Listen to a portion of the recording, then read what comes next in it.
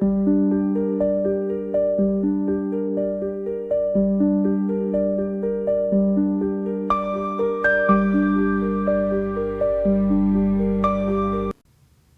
everybody, Kat here. Welcome to the channel. It is Sunday morning, and first I just want to say thank you and welcome to all my new subscribers. That just means a lot that you're tuning in. Make sure you look across my channel and see what I'm all about.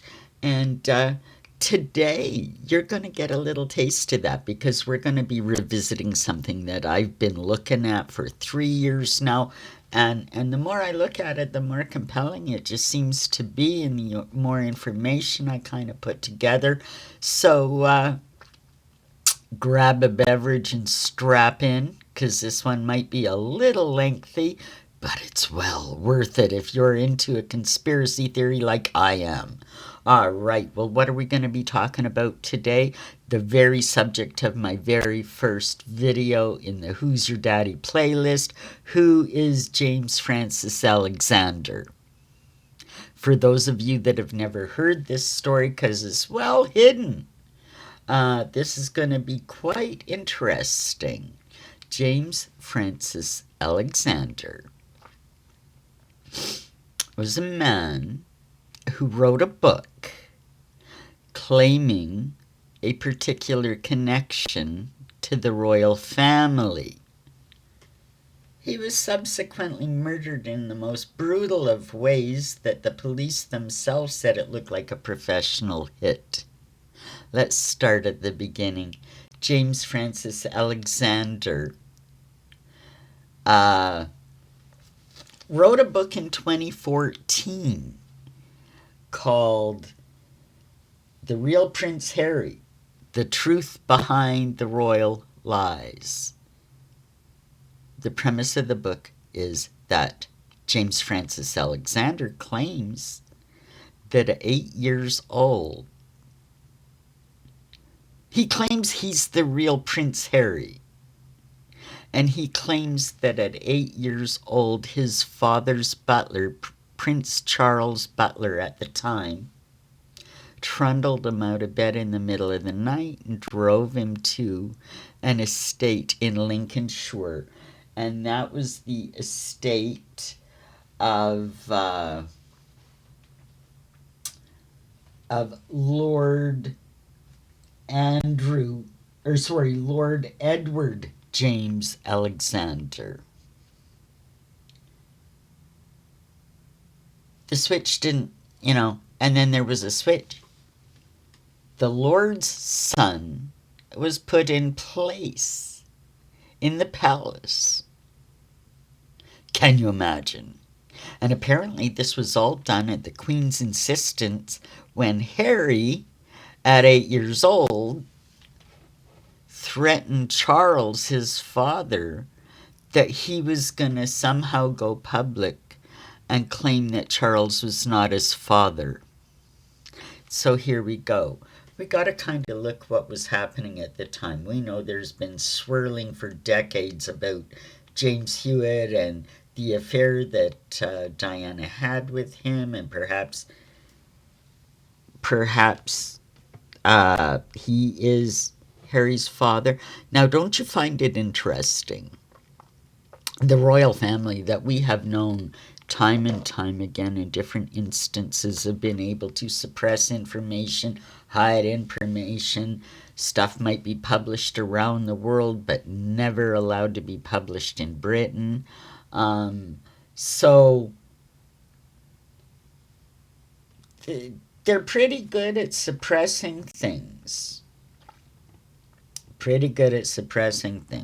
It makes this more interesting as we get along in this story. So yeah, that is the premise, that he was switched at 8 years old. Now, subsequently, we'll just go through James's timeline, and then I'm going to flesh out a few things that I've come to conclude. So should that be the case, then James, as Harry, grows up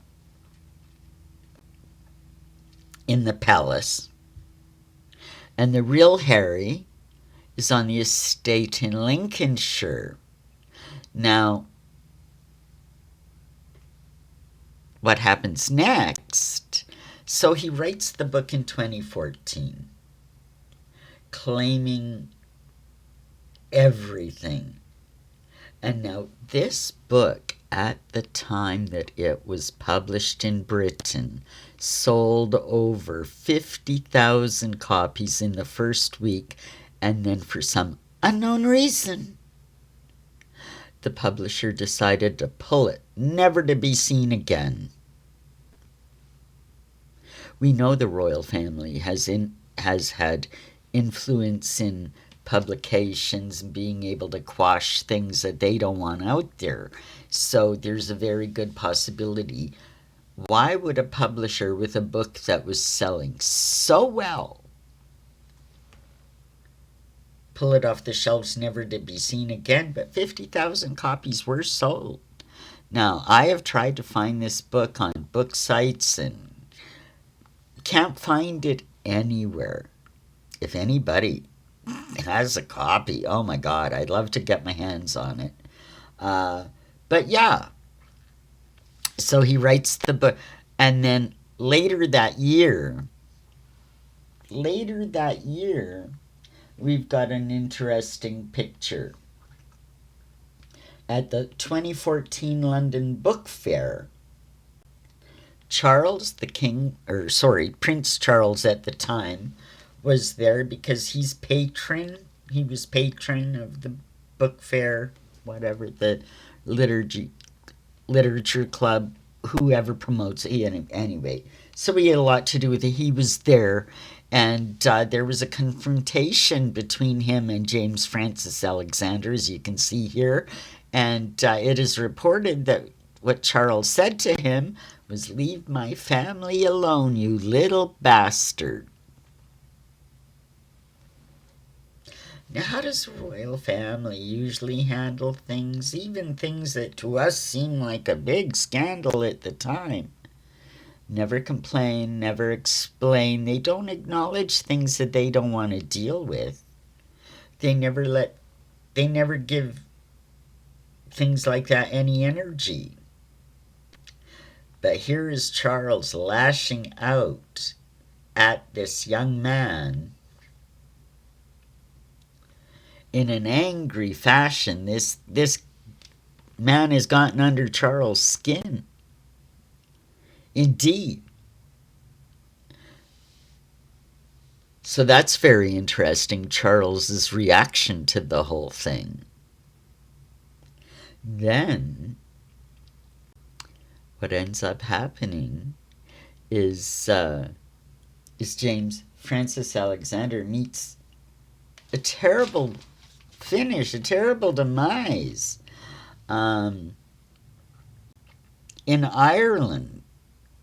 Because what had been happening after he wrote the book, and he said he was being followed by MI5. He was receiving death threats. So he sought asylum in Ireland. Now, he was in talks. He was in talks with the British government. He was in talks with the embassy. In fact, he was querying them about the possibility of at some point returning to London, returning to England, and how that would come about. Now, I'll tell you, an attaché of the embassy whom he had dinner with 24 hours before he was murdered.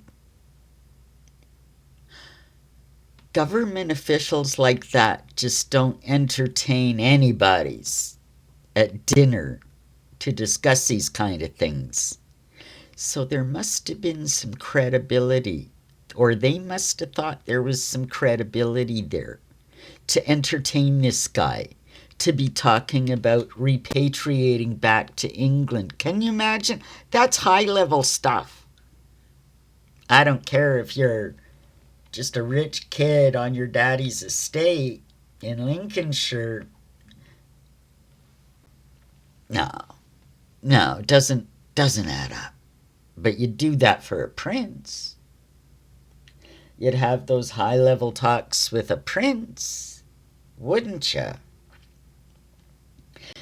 24 hours after that meeting with the attaché of the embassy to discuss his repatriation back to England, perhaps at a future date, he was murdered in a hotel room outside of Dublin in a town, let's see if I can pronounce it, Dunlogare, I believe, spelled D-U-N, and then second word Laoghaire,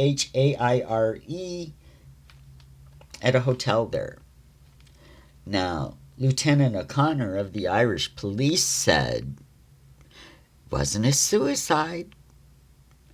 The guy was hit with more than 20 bullet holes in his body. There was signs of a struggle in the hotel room. They say it is conclusive that there was more than one attacker, and the lieutenant said it had all the hallmarks of a quote-unquote professional hit.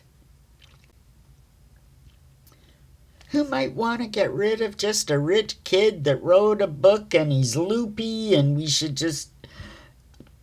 What a silly story. Why would anybody pay attention to this guy? Who would want him dead? He said MI5 was following him. He said he was getting death threats. He needed protection.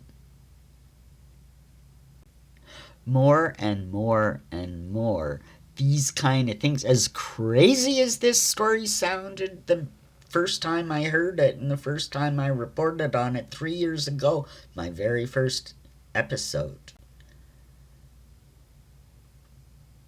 the more and more you look at it, and the more and more we know about the royal family, the more and more we know that they are not unaccustomed to dealing with people in certain ways.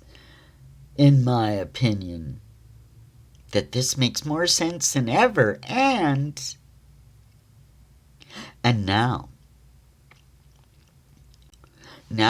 the problems we have with Prince Harry, or whom we call Prince Harry, okay? Now here's the thing. If the switch was happened, if that really did happen, how would they get James Francis Alexander to cooperate? How would they get Diana to cooperate?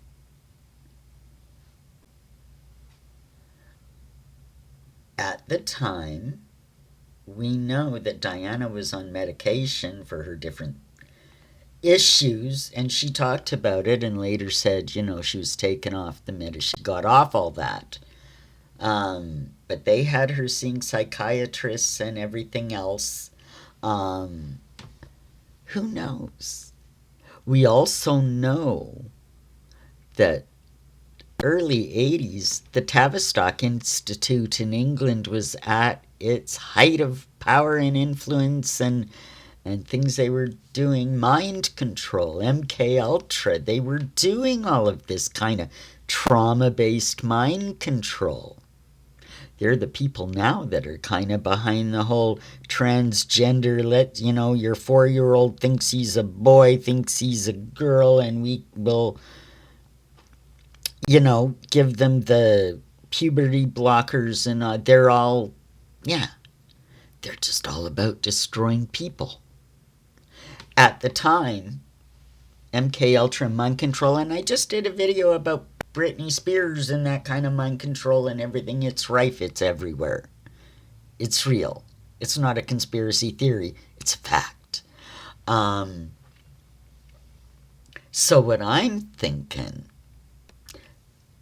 to be able to pull this off. And now look, this would have been as much of a punishment to Prince Harry to exile him. It would have been an even worse punishment for Diana. Because who knows who the real parentage of the real Prince Harry, James Francis Alexander, you know? We don't know. But it isn't Charles. So they made the switch and made Diana live with the switch. Why do you think she babied Harry so much? Kept him home from school a lot of the time. And if the timing is right, James Francis Alexander, nee Harry Windsor, if he's right, he said the switch happened when he was 8 years old. Now, that doesn't mean that Harry was exactly 8 years old. Harry could have been a little older, and I think so. Because at the time,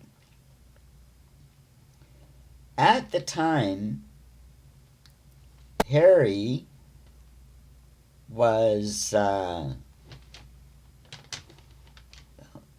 Weatherby School was after, Grove School, I'll find it, good grief.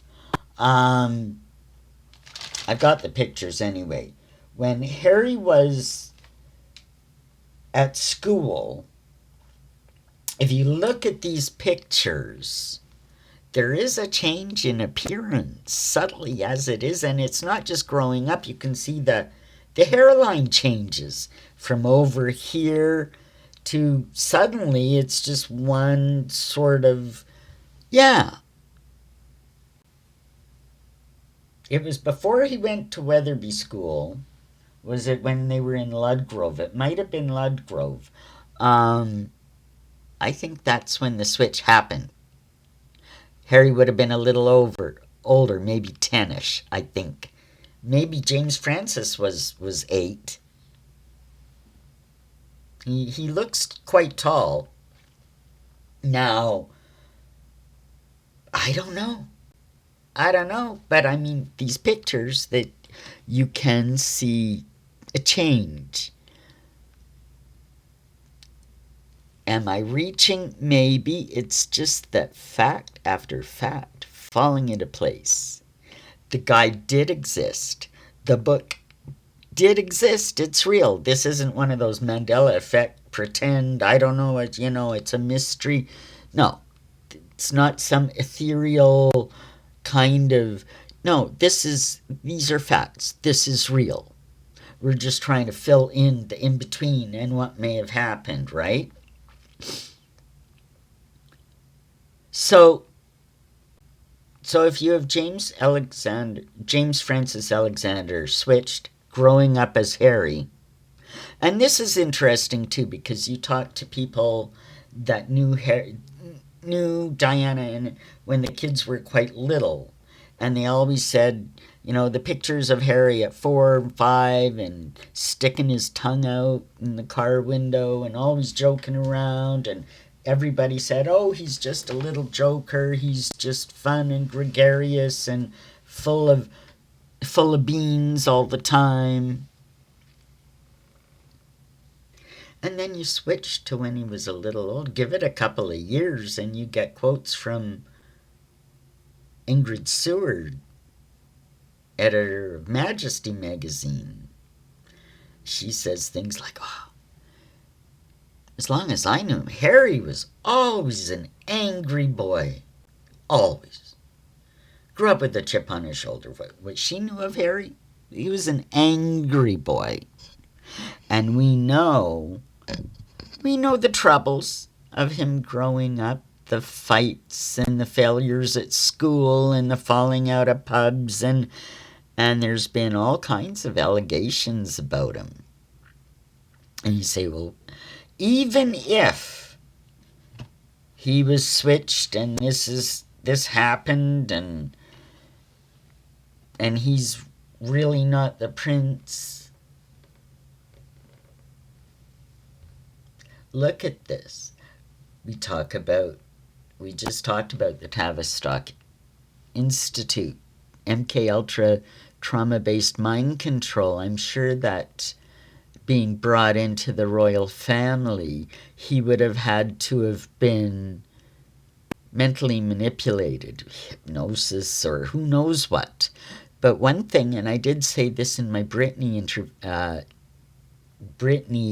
video the other day, that it is, when you research this stuff, you find that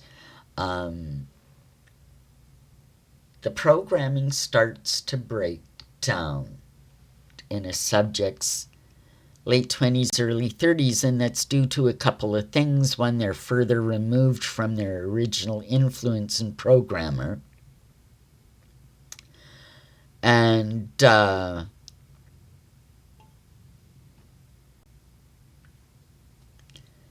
so, and they start, and instead of their brain, their psyche being shattered and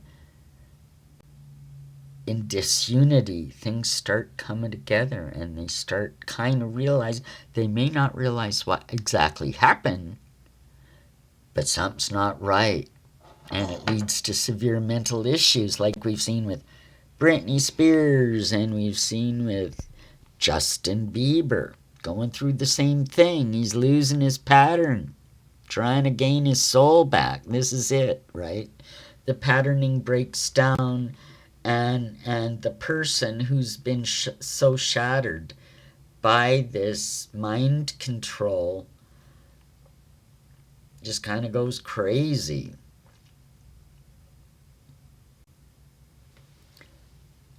Look how Harry's happening now. That's not a sane guy. That's not a happy guy. He's got so many resentments. He's got so much anger. He's got serious drug and alcohol dependencies if what he says and writes is true.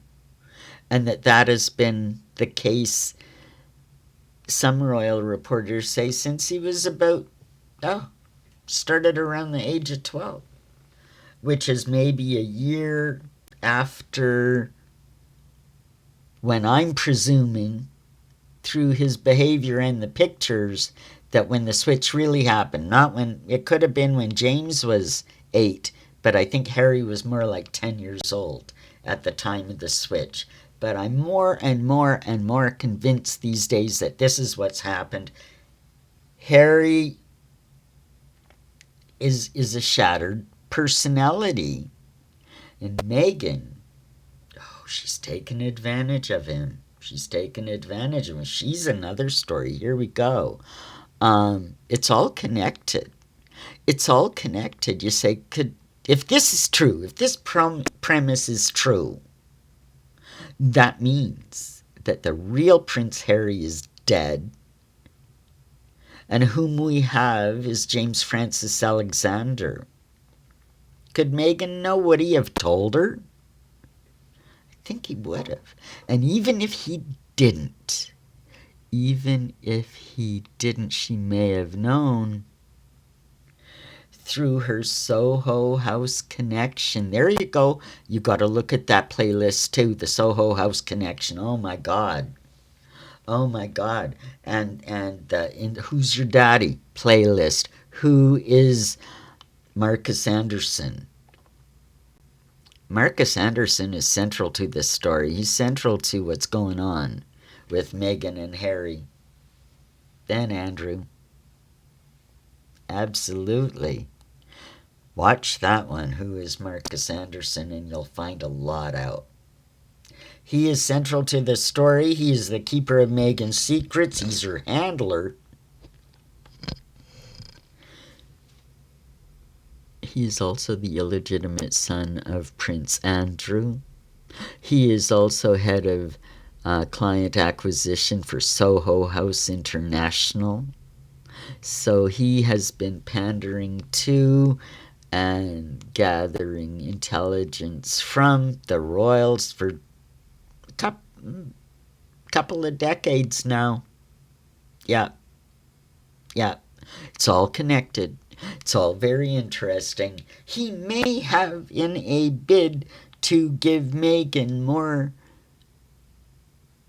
fuel to bring Prince Harry down, he may have told her, Harry may have told her, could this be the secret that they are holding over the royal family? Could this be the reason she can flaunt titles on the imaginary children? Because if it ever came out that Harry's not Harry, he's not a royal, the switch was made in the king, then Prince Charles knew all about it. Just another punishment they put on Princess Diana. Can you imagine? Keep in mind, this is something that William would know as well. This is something William's had to keep secret for a long time. Imagine if this ever comes out. I believe this is one of the biggest secrets the royal family is holding. Things might just get real interesting real soon. Hope you enjoyed this video. Like and subscribe, hit that notification button. Again, thank you to all my new subscribers. Let's keep it going and grow the channel. Leave me a comment. I want to know what you think about all this. Take care, everybody. Bye for now.